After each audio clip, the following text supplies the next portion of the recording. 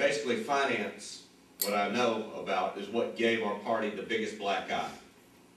What education or experience do you have in the past that will help lead what we've been doing for the last number of months in cleaning up and fixing our broken party financial record? What can you do personally to make certain that Republicans here on the street have faith when it comes time to write that check to the Republican Party of Florida that it's not going to be spent on some joking? Thank you, John. You want to go first? I really do. Well, So on this side, because I told these guys, no, they went first. okay, because I said when I spoke, I said somebody needs to ask me about ethics so I could read the rules and everybody will get mad at me for that I'm going to do if I become chairman. So you got close enough. If you, were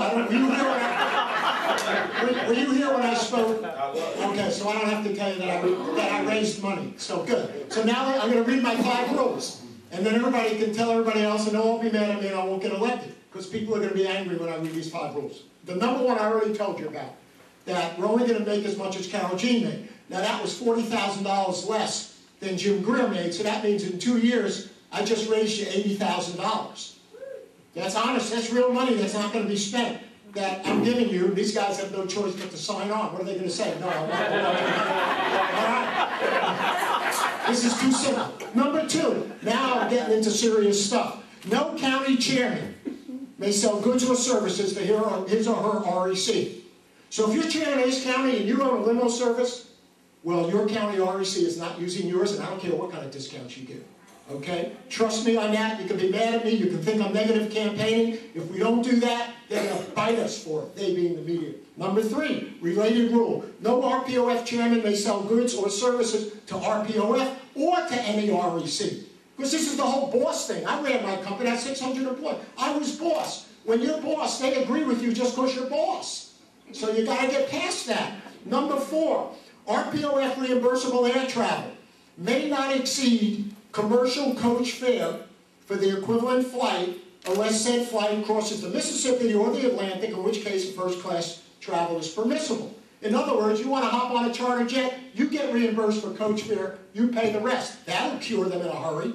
Okay? And number 5, no RPOF primary money may be spent without the 66 due process. The worst thing we do is we let our chairman of RPOF, I'm not picking on John, old chairman of RPOF, say, I'm going to endorse in this race, and I'm going to endorse in that race, but I'm not going to endorse in that. I say, who gave you the right? We have a rule. It's a 60-60 rule. I don't know if you guys know what I'm talking about.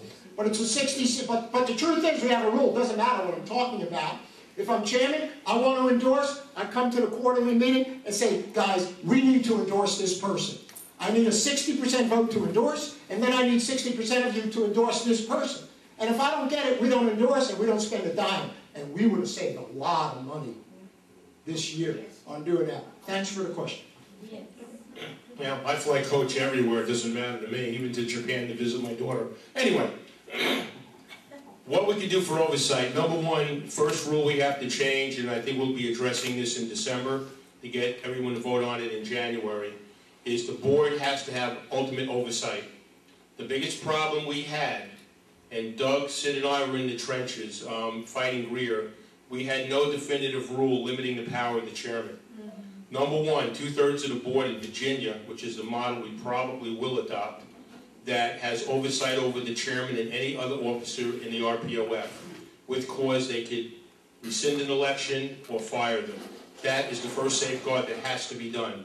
Second thing is we want to address Statute 103, which gives the power of the RPOF chairman, this is under Greer and Christ, the right to dismiss anyone without cause in the committee. It basically made him a dictator. That has to be rescinded. So we have some house cleaning to do, and that's initially what we have to do. Board oversight is the most important thing. We've got a lot of smart people on that board with a lot of institutional knowledge, and we're going to need them to have the power to do what's right.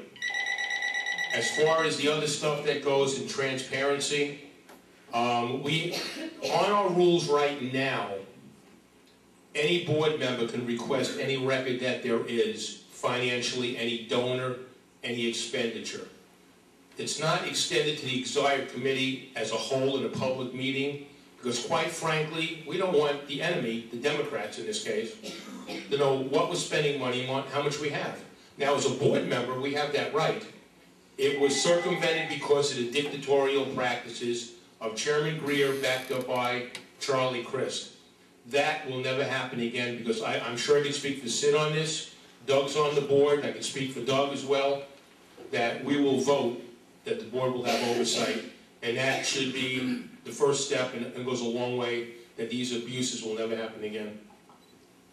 I'll say Chairman John Thrasher did a great job of righting the ship, but we have a long way to go in order to restore confidence in the committee and trust with the people. We need to implement strong fiscal controls. This is a multi-million-dollar organization, and it doesn't take a lot of, it's common sense. You would have standardized type rules in terms of per diem reimbursements rates. I think we have to have full, open transparency with all of our members. I don't think that our members are part of I don't think that our members are going to necessarily go to the Democrats or anything else. I think anytime you're trying to hide anything, I think it creates a perception problem.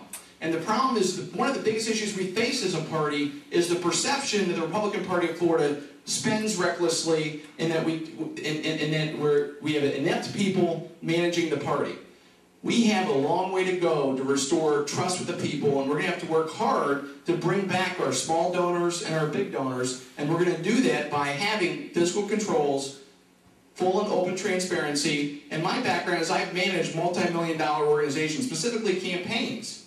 And I'm Vern Buchanan's PAC treasurer, I'm his federal treasurer for his federal campaign. I understand Bitner, I understand all the state and federal campaign finance laws. And the reason why all that's important is it's important to have somebody up there that understands, A, that you got to be extremely, well, I think we have to elect a frugal chairman. And I tell you one thing, that I will be the most frugal chairman out of, all these guys are going to be good guys. But what I will say anything. What I will tell you is I pledge to you that I will be a frugal chairman, and I will spend your money wisely. It doesn't matter how much money we raise. If we spend recklessly, and if we continue to spend recklessly, our contributions will continue to go down, we'll continue to have the problems. We have to change perception. You change the perception by creating full and open transparency. I don't think you'll get any disagreement from any of us up here. The way we've done things in the past, just because that's how it was done, is not the right way to do it.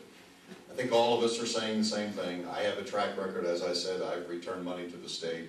I didn't ask for earmarks. I've built a business from a part-time employee when we competed against the largest media companies in the state, in the country actually, and built that from a one person to, when I left, 250 employees. And you know, it's all about trust. If we're going to have people come and support our party again, they've got to see that we have righted the ship and that they can believe in us. And when I look around the room, this isn't the problem out here. We had one bad apple, and I don't want to see us penalized. I don't want to see you folks who have contributed and worked hard in the trenches to raise money for us penalized for something that one person did.